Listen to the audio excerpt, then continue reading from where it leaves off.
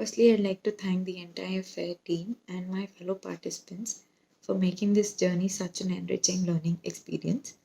Today, I would like to engage in a conversation about mental health and well being. I know it might sound very repetitive and generic, but it is important for us to address these two issues because it is a need of the hour to see that the betterment of these two issues is looked at and there is better implementation and acknowledgement of the importance of them. Let us understand what do we mean by well-being and mental health. Well-being is largely defined as the recognition that everyone around the world, regardless of the geography, the age, their culture, and their identity, aspiring to live well. Mental health is defined as the social and emotional well-being of people and communities. The concept relates to enjoyment of life, ability to cope with stress, expression and experiencing of emotions, the fulfillment of goals and potential, and developing a sense of connection with the self and the others. Why is it important for us to address the issue? Because mental health, though being an active part of well being, is not getting the kind of acknowledgement that it is supposed to get. We also observe that most of the conversations around well being and education often ignore people with disability and people belonging to the marginalized groups, especially people belonging to socially and economically impoverished backgrounds. By ignore, I mean that they're not getting the kind of assistance and help that they deserve and need. It is also important for us to recognize that most of the policies that the Indian government has drafted look very wonderful to see and view on paper, but there is a huge gap in implementation of most of these policies and schemes that the government comes up with. It is also understood that since there is such a huge gap of implementation, that there is a need for dynamic goal setting. This I say this because the recent health policy that has come out after a 14-year gap in the year 2017. Now, with new dimensions of well being being associated with it every single day, especially given the occurrence of a global pandemic, it is important for us to ensure that there is no slow recognition of these problems, because if there is slow recognition, then it becomes very difficult for us to find solutions and then implement them as well. It is also important for us to make sure that mental health is not just that compulsory workshop in most of the educational and work settings, but it is more of a regulatory process to engage in active conversations about mental health and well being in both these settings. Apart from this, it is important for us to make mental health and well being a part of the livelihood schemes in order to ensure that they both work towards social and economic capital enhancement of an individual. When we talk about the policies and schemes, it is important for us to assess if we have achieved the desired results and if our policies are absolutely reflective of the goals that we are setting for ourselves. Uh, in the Indian context, when we talk about mental health services, it is largely seen that most of these services are not very accessible and available.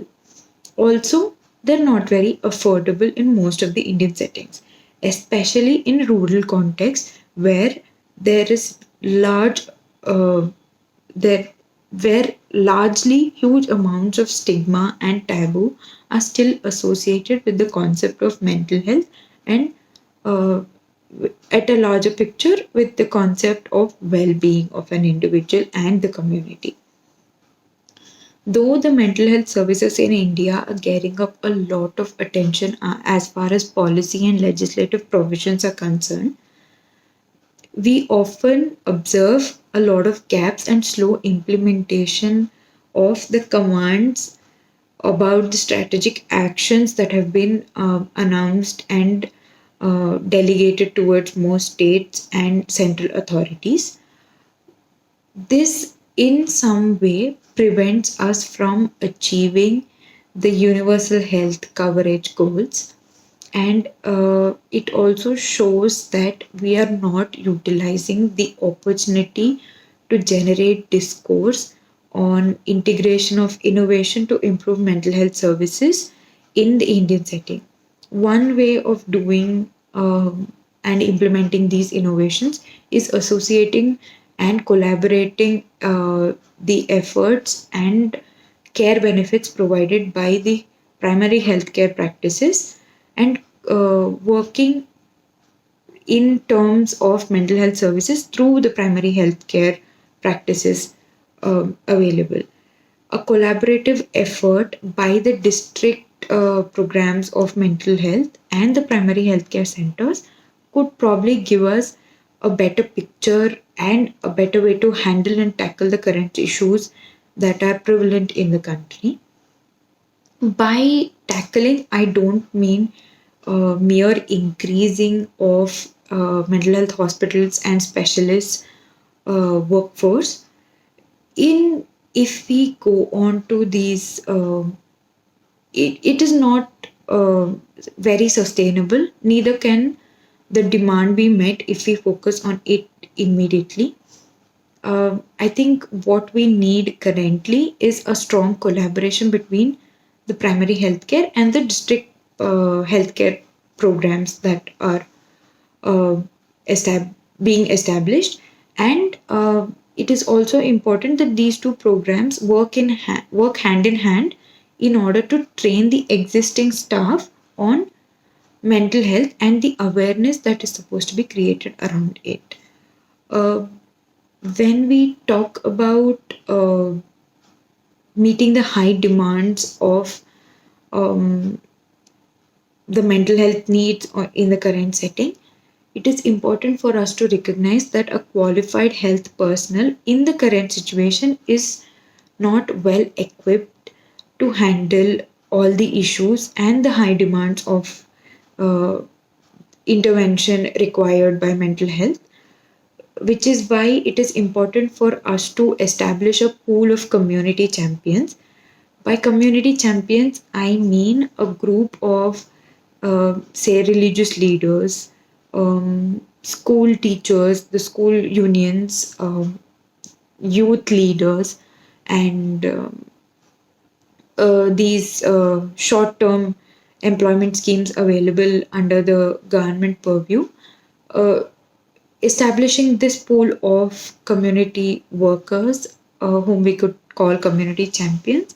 in order to uh, train them for a short term skill based certification under the purview of individual state health authorities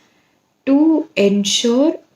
and streamline the integration of services provided by the healthcare centers and the district mental health programs. Uh, it is also important for us to understand that integrating innovative mental health programs into the state program implementation plan can potentially create an effective opportunity to strengthen the mental health care services in the state. Now, why do I emphasize on uh, these structures to be defined in such a way is because the pandemic has alarmingly shown the concern that we have to put in to ensure that the well being of citizens is taken care of. And this does not just help the government the improve and enhance the livelihood of a citizen, but it also helps them in acquiring better economic and social capital for themselves. It is another question that we largely have to ask ourselves is when we talk about mental health, do we talk about it in the perspective of an individual, or do we focus it on a community level? From my understanding of it, it is very important for one to understand that you cannot really separate an individual from the community at the end of the day, which is why it is important for us to engage with both the individual aggressively and also engage with the community in a very aggressive and intrusive manner when it comes to making mental health interventions. Because unless the need and the importance of them are highly highlighted and the awareness is created on a large scale, it the stigma and taboo associated with mental health will continue to be prevalent in most parts of the world, and we do not have to come to a situation where our scope of betterment is highly limited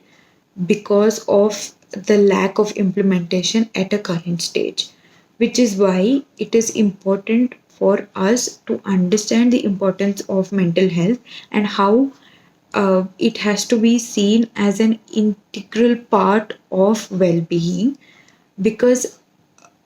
of a fully productive and efficient human being or a happy individual is possible only when all aspects of their life are well taken care of and all elements of well-being are given enough attention towards. So this is my brief presentation about how well-being and mental health have to be an important element of someone's livelihood, and hope I have been able to highlight some of the points which have been of a major concern according to me. Thank you. And once again, I would like to thank the whole FAIR team and my fellow participants for making this such a wonderful experience and giving me so much to learn about and work towards going ahead. Thank you once again.